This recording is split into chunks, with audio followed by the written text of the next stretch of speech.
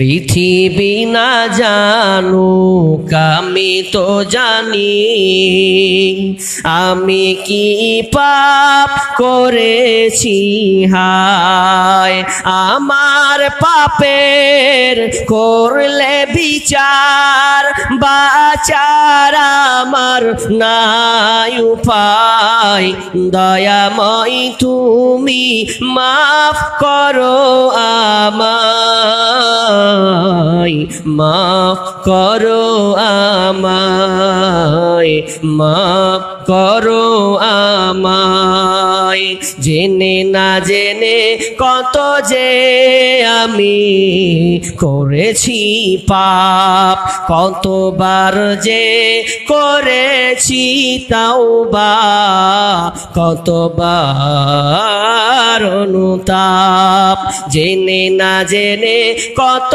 যে আমি করেছি পাপ কতবার যে করেছি তাওবা কতবার অনুতাপ দুদিনে আবার সব ভুলে গিয়ে দুদিনে আবার সব ভুলে গিয়ে মজে গেছি দুনিয়ায় মাফ করো আমায় মাফ করো আমায় পৃথিবী না জানুক আমি তো জানি পৃথিবী না জানুক আমি তো জানি আমি কি পাপ করেছি হায় আমার পাপের করলে বিচার বাঁচার আমার নাই উপায়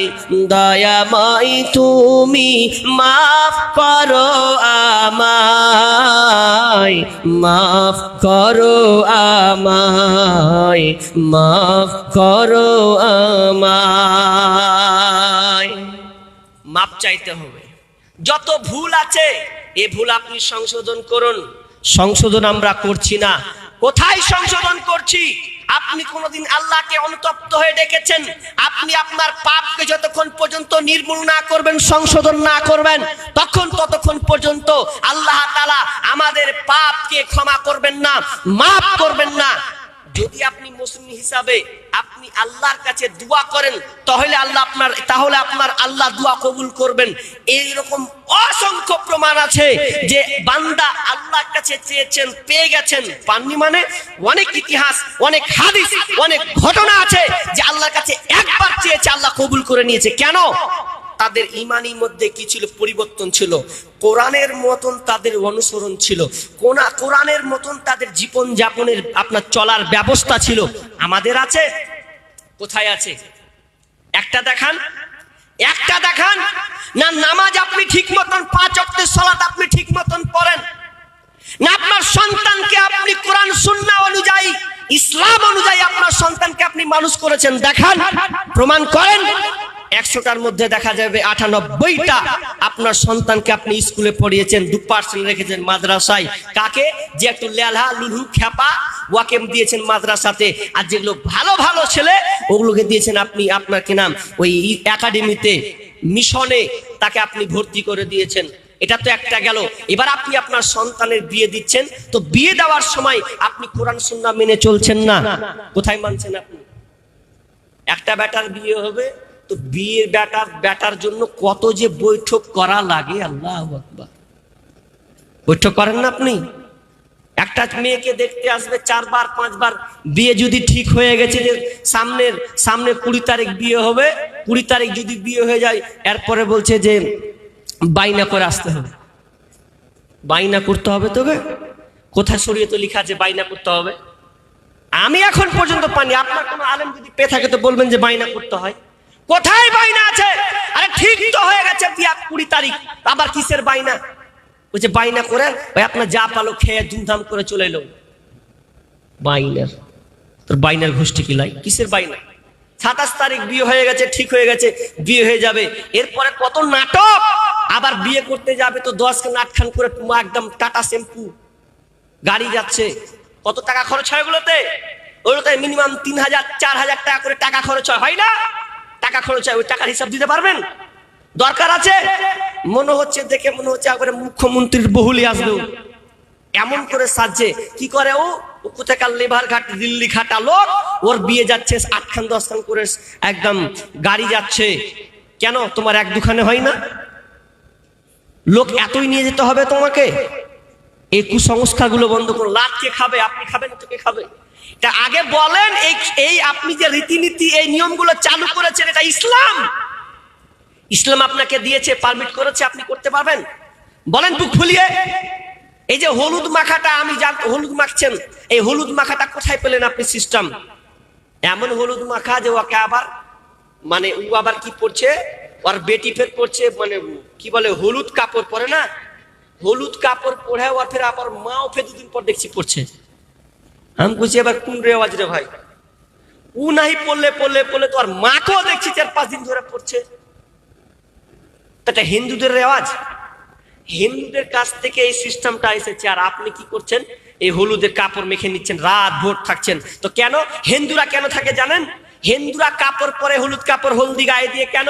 যে কৃষ্ণ আসে তাদেরকে আশীর্বাদ করে, ভালো আশীর্বাদ, ভগবান এসে ওদেরকে রাত দিন 24 ঘন্টা আশীর্বাদ করে যে ভালো থাক, বিয়ে হোক, ভালো হোক। তো এই মুসলমানের বাচ্চা, আপনিও কৃষ্ণর কাছে এই আশীর্বাদ নেওয়ার জন্য কাপড়টা পরেছেন নাকি?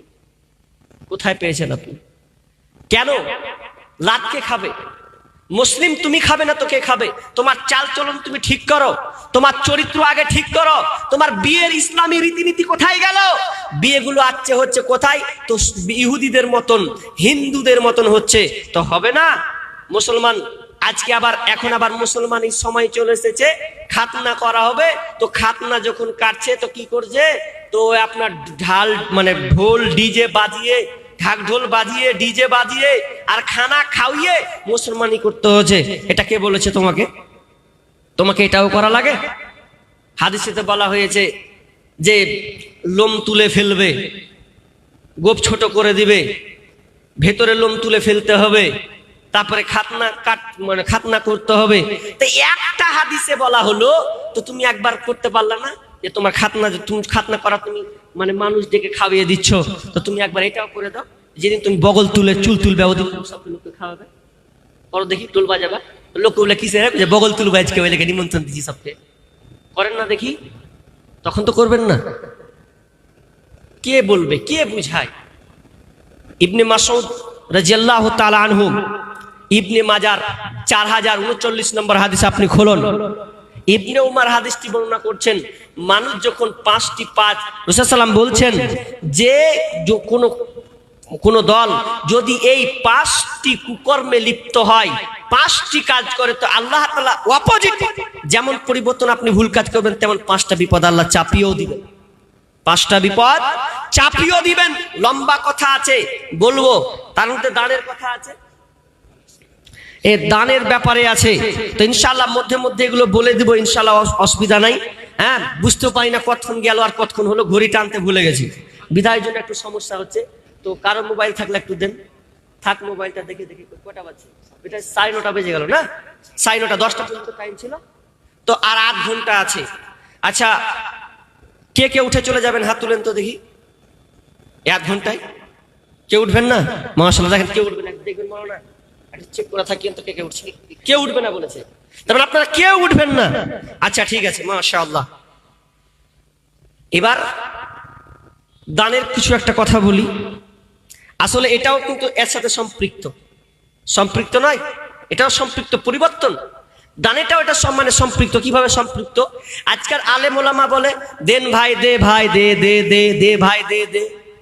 আর যখন ডাকাত যখন গলায় ছুরি ধরলে, লে বাপ লে লে লে লে, গলায় যখন ছুরি ধরলে তখন লে বাপ লে জালিবি লে, তখন আর বলতে হয় না দে। আর একটা আলেম যখন চাই তখন বলছে দে ভাব, তো দে ভাই বাপজি, ভাই বলে নিতে হয়। আর যখন ডাকাতে যখন ধরে লাই তখন বলছে লে। দেখেন কেমন কর্ম। অথচ আপনি দান, এই দানটা আপনার বজায় থাকবে, দান আপনার থেকে যাবে, বিদ্যমান থেকে যাবে। এই দান আপনার বিদা যাবে না। দেখেন, পৃথিবীর মাল, মানুষের মাল হচ্ছে 3টি। পৃথিবীতে মানুষের সম্পদ 3টি। তবে দুইটা হারিয়ে যাবে, একটা থেকে যাবে। দুইটা হারিয়ে যাবে, একটা থেকে যাবে। ওটা দুনিয়াতেই শেষ হবে, কিন্তু একটা শেষ হবে না। আপনার মাল তিনটি, বলবো? জোরে বলেন, বলবো? আচ্ছা, ভালো করে দেখেন তিনটা আপনার মাল কি কি। রাবি হচ্ছেন আবু হুরায়রা। আল্লাহ রাসূল সাহাবীদেরকে বলছেন, এই সাহাবীরা, তোমরা নিজের মালকে ভালোবাসো না পরের মালকে ভালোবাসো? তো বলছে, কেন নিজের মালকে ভালোবাসি? তো বলছেন, না, তোমরা নিজের মালকে ভালোবাসো না, বরং তোমরা পরের মালকে ভালোবাসো। তুমি গাড়িকে ভালোবাসো, তুমি আপনার গাড়িকে ভালোবাসো, ধন দৌলতকে ভালোবাসো, অনেক জায়গা জমি জড়ো করো, এগুলোকে ভালোবেসে বেসে বেসে বেসে মেহনত করে করে করে তুমি এগুলোকে কামাও, কিন্তু এগুলো তোমার নয়, এগুলো হচ্ছে পরের মাল, ওয়ারিসের মাল। এগুলো কিভাবে ওয়ারিসের মাল? আচ্ছা, আপনার যে জায়গা জমিগুলো আছে, আপনি বাপের কাছ থেকে ভাগ পেয়েছেন না পাননি? পেয়েছেন তো। আপনার বাপ আপনার দাদুর কাছ থেকে ভাগ পেয়েছে না পায়নি? পেয়েছে। এবার আপনার বাপ যখন চলে যাবে তখন আপনি ভাগ পাবেন কি পাবেন না? পাবেন। এই মাল কিন্তু আপনার নয়। একটা উদাহরণ দিলে আপনি বুঝে নেবেন কেমন মাল, কি জিনিস। সেটা ট্রান্সফার হয়, এক্সচেঞ্জ হয়, এক হাতে আর এক হাতে যায়। কেমন যায়? আপনি বাসে চড়েছেন, ট্রেনেও চেপেছেন, তো ট্রেনে যখন চাপবেন, টিকিট কেটেছেন আপনি হরিশ্চন্দ্রপুর থেকে নিয়ে মালদা, তো ওই ট্রেনটা যাবে আপনার কলকাতা পর্যন্ত। এবার কলকাতা পর্যন্ত যদি ট্রেন যায় আর আপনি চেপেছেন হরিশ্চন্দ্রপুর, এরপর হরিশ্চন্দ্রপুর টু মালদা, তো টিকিট কেটেছেন আপনার কিনা 30 টাকা হোক আর 50 টাকায় হোক। তো এবার বলেন, আপনি ট্রেনের যে আপনি চেয়ারে বসেছেন, বেঞ্চে বসেছেন, যে জায়গায় বসেছেন, ওটা মালদা নামার পর কেউ বসবে কি বসবে না? জি, কেউ বসবে কি বসবে না? বসবে। আপনার কতটুকু ছিল? আপনার হরিশ্চন্দ্রপুর টু মালদা এই পর্যন্ত আপনার বসা ছিল। এরপরে অন্য কেউ এসে বসে যাবে কলকাতা যাওয়ার জন্য। ঠিক তেমনি ভাবে আপনার মাল কিন্তু আপনার নয়, এটা হচ্ছে ওয়ারিসের মাল। যখন আপনি মরে যাবেন, আপনি এই মালগুলোকে কবরে নিয়ে যাবেন না, এই ওয়ারিসের মালগুলো ভাগ বিবন্টন হবে। আপনার 4টা সন্তান হলে আপনার ছেলে মেয়েরা ভাগ বিবন্টন করে নেবে। বিশ্বনবী বলছেন, তোমরা অপরের মালকে ভালোবাসো রে, তোমরা নিজের মালকে ভালোবাসো না। তোমার মাল 3টা। 1 নম্বর মাল হচ্ছে তুমি যেটা খাও ওটা তোমার, তুমি যেটা পরো, শরীরে পোশাক পরো, ওটা তোমার, আর তুমি যেটা আল্লাহ রাস্তায় জমা রাখো রে, ওটা হচ্ছে তোমার। বাকি পৃথিবীতে যত সম্পদ আছে, সমস্ত সম্পদ হচ্ছে আপনার অপরের মাল, নিজের মাল নয়। 4 তালা নিয়ে আপনি গৌরব করিয়েন না, 4 তালা নিয়ে আপনি গৌরব করিয়েন না। গৌরব করে আপনার লাভ হবে না, সব ছেড়ে আপনাকে চলে যেতে হবে কবরে। ওই 3.5 হাত জায়গাতে শুধু আপনি নিয়ে যেতে পারবেন কোনটা?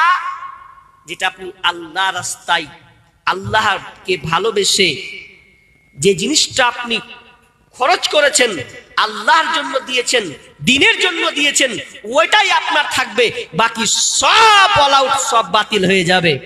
এই দুটাও টিকবে না। কারণ এই যে খানাটা, এটাও আপনার, কিন্তু আজকে খানা, কালকে কি হবে? 12 ঘন্টা পর খানা। একার হাসি একার তন্তনে একার কি হলো? পায়খানা। আজকে খানা, 12 ঘন্টা পর 6 ঘন্টা পর হয়ে যাবে পায়খানা। ওটাও টিকলো না। আপনি আজকে পরে আছেন নতুন, এটা কালকে কি হবে? পুরাতন। আজকে নতুন, পরে পুরাতন, তাহলে দুটাই শেষ হয়ে গেল। এই দুটা টিকলো না। আপনার সম্পদ যেটা আপনি আল্লাহ রাস্তায় জমা রাখবেন, ওটাই আল্লাহ রাস্তায় থাকবে, ওটাই হলো আপনার। এবার বুঝে এসেছে তো আপনার মাল কয়টা? এটা। এবার বলেন, এবার কথা বলি, এটা মসজিদের না? মসজিদের কালেকশন। মহাজনের স্ত্রী কত? মেয়েদের তরফ থেকে নাকি? এটা মেয়েদের তরফ থেকে 1000 টাকা। ভাই, কোন আল্লাহর বান্দা আছেন যে 10,000 টাকা এরকম দাতা আছেন? আমি সুদূর মুর্শিদাবাদ থেকে এসেছি, মুসাফির মানুষ, ইনশাআল্লাহ দোয়া করে দেব আপনার জন্য। বলেন কে আছেন 10,000 টাকা এরকম দাতা আছেন যে মৌলানা, আমি শেষ রাত্রিতে আমি আপনাকে দিলাম, এই মায়ের জন্য দিলাম, আমার পিতার জন্য দিলাম, যেই মা আমাকে গর্ভধারণ করে আমাকে বড় করে লালন পালন করে আমাকে এই পর্যায়ে নিয়ে আমি আসতে পেরেছি।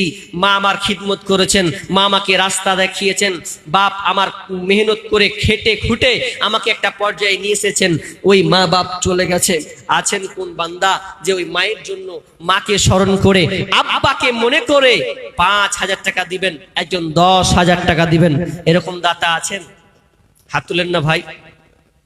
আপনাকে এখন দিতে হবে না, এখন দিতে হবে না, আপনি পরে দিবেন যখন আপনার সামর্থ্য হবে, যে আমি লিখিয়ে দিলাম মৌলানা আমি এখন আর পারছি না, ইনশাআল্লাহ পরে আমি দিয়ে দিব। এরকম কোন বান্দা আছেন? দেখেন কুয়াশার চারদিকে ধরতে ধরতে লেগেছে, তবে ইনশাআল্লাহ আল্লাহর দয়া আমাদের উপরে আছে।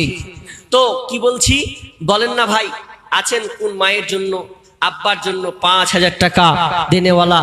10,000 টাকা না পারবেন বলেন 5,000 টাকা দিবেন, এমন 5 জন হাত তুলে দাঁড়ান যে আমি আল্লাহর ওয়াস্তে আমি আমার মায়ের জন্য, আমি আমার সন্তানের জন্য, পিতার জন্য দিব। এরকম কোন বান্দা আছেন? বলেন কোন বান্দি আছেন? মা বোন আপনারাও আছেন, আছেন না? চাদর গেছে, মা বোন চাদর গিয়েছে, আপনাদের আসার কোনো পথ নাই, আপনারা ওখানে বেশি বেশি করে দিয়ে দেন। যদি মনে করেন যে আমি বলাবো তো আপনি দিয়ে অন্যভাবে দিয়ে দিবেন, আসে লোক আছে পাঠিয়ে দেবে। তো একজন মেয়েদের কাছ থেকে আপনার কিনা 1,000 টাকা এসেছে, আল্লাহুম্মা সাল্লি আলাই আল্লাহুম্মা বারিক আলাই, হায়াকাল্লাহ বারাকাল্লাহ, আল্লাহ তুমি এই দানকে কবুল করে নাও। আসেন না ভাই, আসেন। আরে 5,000 টাকা নিব বলে বসে আছেন যে 5,000 পারবো না, মনে হয় 1,000 টাকা করে পারবো। তো বলেন 10 জন লোক 20 জন লোক যে 1,000 টাকা করে দিব আল্লাহর হস্তে, বলেন মায়ের জন্য দিতে পারবেন না? পানিটা গরম আছে কি? দিতে পারবেন না? বলেন একটু ঢেলে দিন তো, বলেন ভাই আছেন? আর আপনি না দিতে পারবেন, সিমেন্ট গুলো তো 1 বস্তা করে পারবেন। এতটি লোক আছেন, যদি 1 বস্তা করে যদি পারেন, অন্তত যদি 20টা লোক দাঁড়ায় তো 20 বস্তা হয়ে যাবে, হবে কি হবে না? এতটি লোকের মাঝে যদি 20 বস্তা করে যদি দেওয়া হয় একটা করে, তাহলে 20 বস্তা উঠে যাবে। তো টাকাও যদি না পারেন, আপনাকে আসতে হবে না অত দূর থেকে, খালি হাতটা তুলে দিবেন, তুলে দিয়ে একটু নামটা বলে দিবেন যে মৌলানা এটা আমার নাম দিয়ে দিব। এরকম হাত তুলেন না ভাই, আছেন? যে আমি হাত তুললাম 1 বস্তা দিলাম এতটি লোকের মাঝে, কি ভাই সব আছেন ভাই? এরকম হাত তুলেন না। আমি বলি 10 জন বলেছি, এরকম হাত তুলে বলেন যে মৌলানা আমি 1 বস্তা দিয়ে দেবো ইনশাআল্লাহ। এই দেখেন এখানে হাত তুলে দিয়েছে, দেখেন ওখানে একজন লিখে দেন।